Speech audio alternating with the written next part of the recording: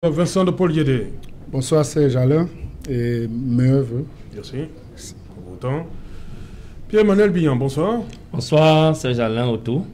Bonsoir à tous les copanélistes et puis bonsoir à tous les Camerounais et bonne année à tous. Pierre-Emmanuel Bihan, qu'est-ce que vous retenez du discours du président ce soir? Bon, déjà, il faut noter que la dernière fois que j'ai suivi le discours du président Paul Biya, j'étais en classe de terminale au lycée classique DDA. Cela remonte à plus de 20 ans. Et depuis ce temps, j'ai été dégoûté de continuer à suivre ce discours. Mais ce soir particulièrement, j'ai tenu à suivre ce discours parce que, effectivement, j'attendais quelque chose de très important. J'attendais qu'à la suite de cette sortie, le président Paul Biya annonce sa démission du pouvoir devant tout le peuple camerounais. Parce que, voyez-vous, c'est un monsieur qui est dépassé par la situation. Mais au lieu de cela, on a vu un président qui s'est jeté dans des querelles du sous-quartier, comme on dit, parce qu'on a vu de quelle manière il a indexé le MRC et le leader du MRC. Alors, ça nous amène à comprendre que 2020 a été une année très difficile. Très difficile, mais nous sommes fiers au MRC parce qu'au moins nous avons marqué des points. Nous avons marqué des pénaltys, en l'occurrence le pénalty du 22 septembre. Parce que, voyez-vous, il y a une chose que vous devez savoir, c'est que le président Paul Biya, c'est quelqu'un de très malin, c'est un félin. C'est un félin, pour l'avoir observé depuis un certain nombre de temps, c'est un monsieur qui ne se prononce pas sur des questions qui ne le touchent pas profondément. Avant, il parlait d'un certain parti politique, ainsi de suite. Aujourd'hui, il parle déjà des actions du mouvement pour la renaissance du Cameroun. Il a évoqué une nation qu'il a appelée marche pacifique. Oui.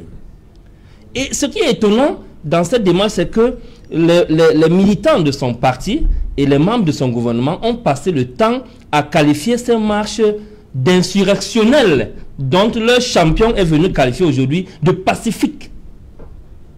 Il a nommément parlé de marche pacifique, quelle que soit la connotation qu'il a utilisée. C'est une reconnaissance quand même que ces marches ont marqué le coup. Le pénalty est entré, comme on dit, au quartier.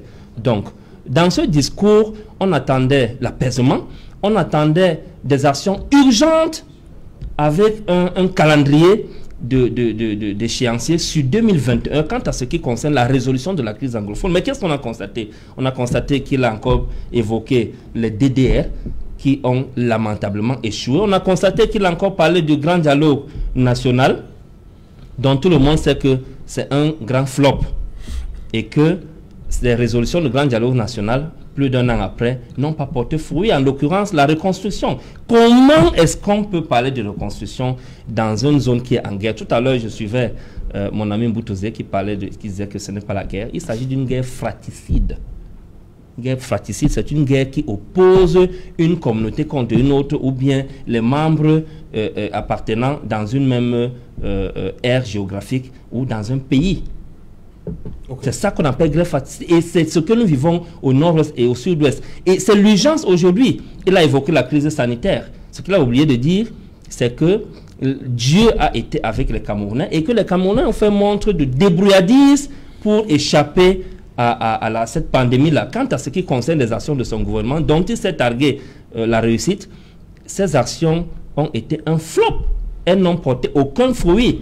On a vu la cacophonie avec laquelle le gouvernement a géré cette pandémie, donc avec l'absence d'un véritable plan d'implémentation. Il a salué tout le personnel de santé qui a sauvé des vies pendant cette première vague, on va le dire comme ça, de contamination. C'est une action salutaire. Oui. C'est une action salutaire.